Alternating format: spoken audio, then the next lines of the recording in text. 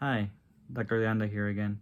Today I'll be talking about hearing voices and common questions I receive from people. This video is for educational purposes only. It's not meant to replace therapy. It's not considered therapy. Please seek professional help if needed.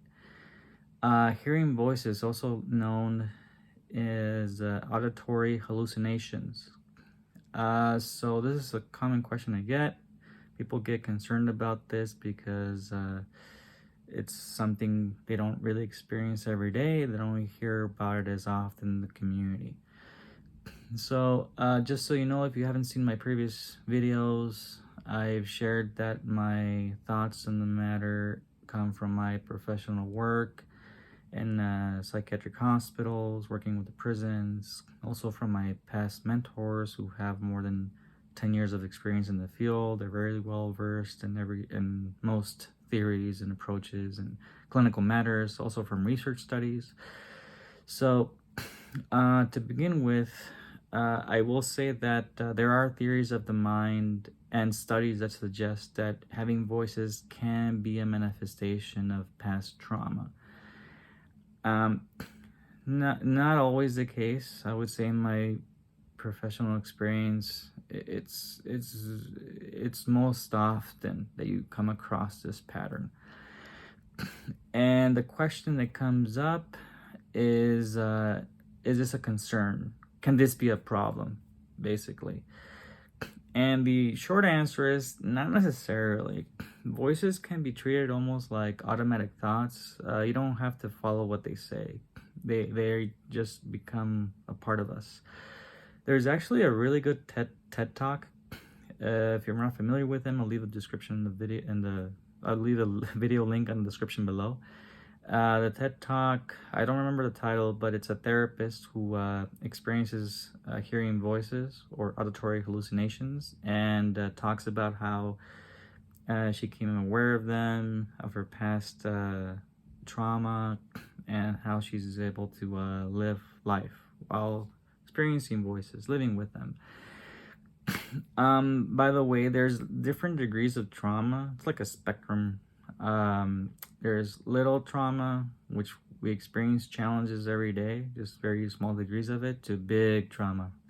The one common one that comes to mind in terms of big trauma is sexual abuse. We see that kind of trauma a lot in the field. So what I would say, not necessarily. So drawing from past patients I worked with, two come to mind actually that stood out. These few people, not the only two, but they stand out.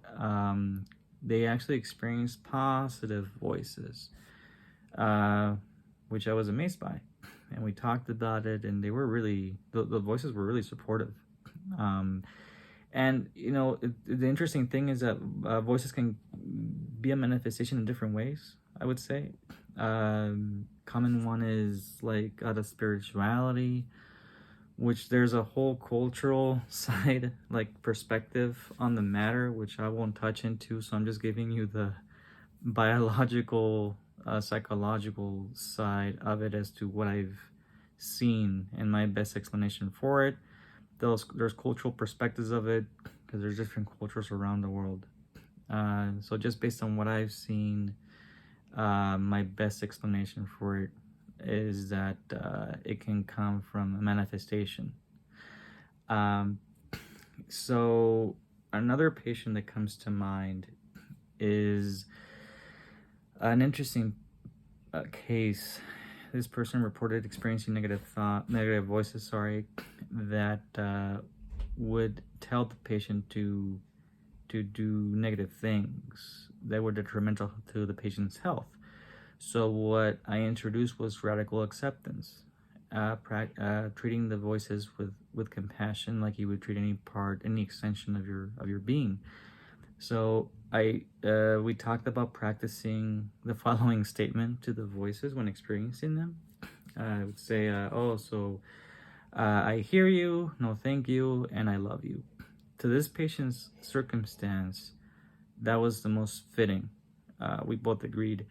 So this person smiled and laughed as a response to this, and I asked, "What's the laughter about?" And this person said, "Oh man, I've never thought about treating the voices that way. Such a like mind blowing, so radical." I was like, "Yeah, it can be for sure, right? Yeah." So this person agreed to practice this. I followed up with the person a couple of days after and asked, "Hey, how's it going?" Big smile on the face, right? And the patient said, "Oh, a lot better.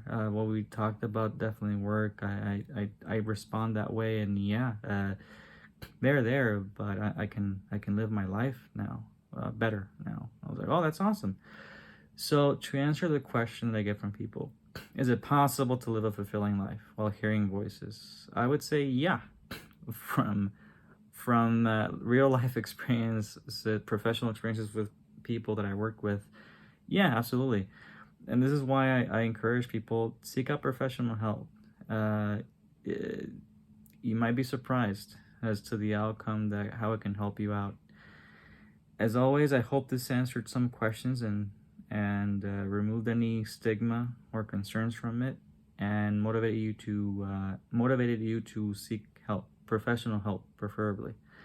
So as always, take care of yourself, be kind and loving to yourself, and I wish you the best. Till next time, bye.